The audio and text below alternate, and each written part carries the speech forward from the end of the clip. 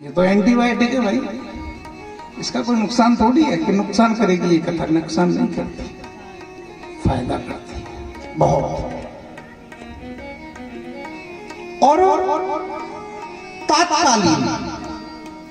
तात्कालीन फायदा होता है इसका,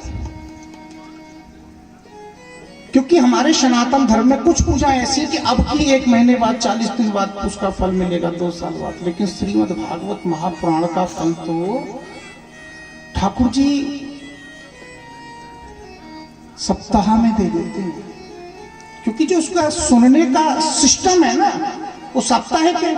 और परीक्षित को जो श्राप लगा वो सप्ताह में लगा, और उसे जो फल मिला, मुक्ति मिली, वो साप्ताहिक मिली। इसलिए ज्यादा लंबा सा वाला समय नहीं है, ज्यादा वो नहीं है कि ज्यादा देर तक आप नहीं।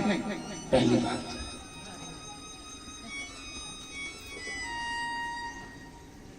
हमारा जीवन है, जीवन प्रत्येक व्यक्ति को अपने हिसाब से जीना चाहिए, लेकिन अनुसरण उस जीवन का ठाकुर जी के द्वारा हो, अर्थात शास्त्रों के द्वारा हो। सुबह उठें, अच्छी बात है, उठ करके ठाकुर जी का ध्यान करें।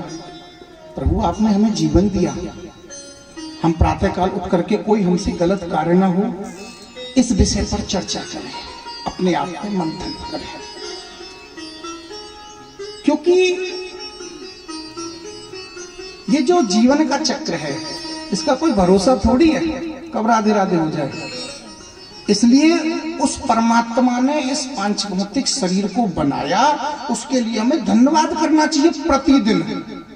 एक दिन से काम नहीं चलता, प्रतिदिन प्रातःकाल उठ करके जिसको भी मानो, कोई जरूरी नहीं है हम अगर माता रानी को मानते हैं, ठाकुर जी को मानते हैं, हनुमान जी को मानते हैं, भैरव जी को मानते हैं, किसी को भी मानते हैं, उसके लिए हम धन्यवाद तो करेंगे महाराज, और मानना भी आवश्यक है। भागवत में हम आगे सुनेंगे किसको पूजे।